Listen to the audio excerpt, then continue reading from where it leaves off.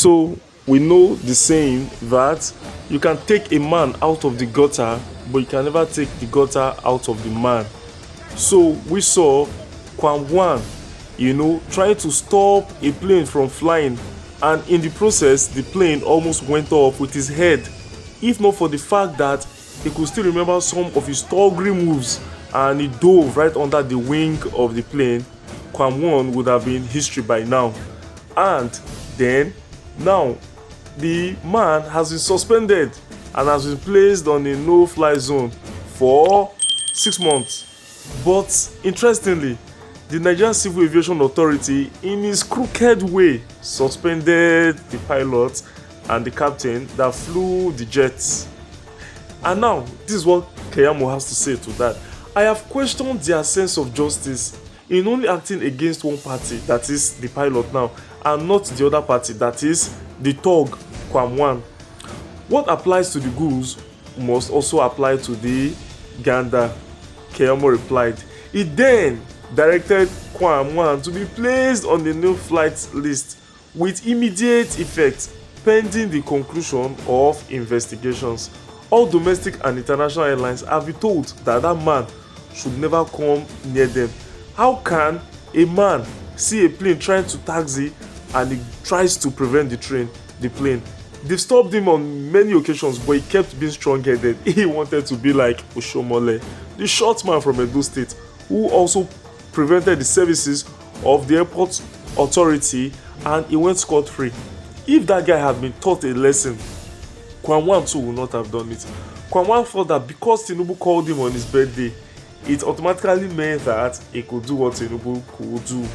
Not knowing that if that woman had just taken him away, Nigeria would have been -1, and then Nigeria would have been a lot more a safer place. Now let's meet the pilot. Her name is Oloranti Ogoyi.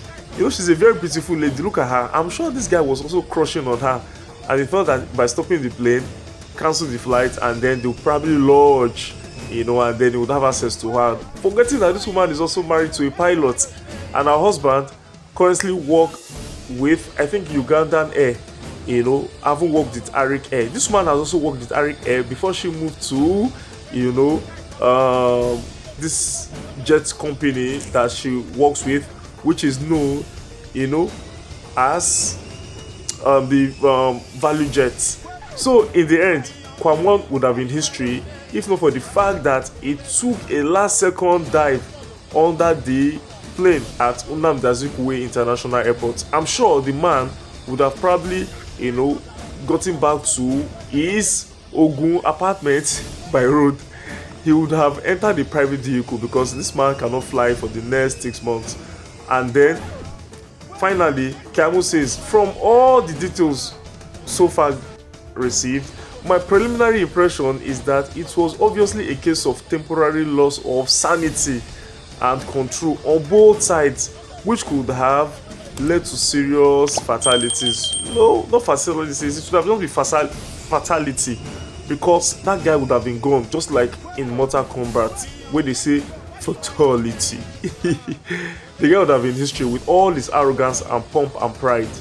Now moving on to the next. So let's read the acts, in section 459A of the Criminal Code Act in Nigeria about obstructing aircraft. It says, and I read, any person who by any unlawful act obstructs, causes any alteration to be made in the course of or in any way whatsoever hinders or impedes the movement of any aircraft which is in motion or in flight over any aerodrome is guilty of a misdemeanor and is liable to the imprisonment for 2 years.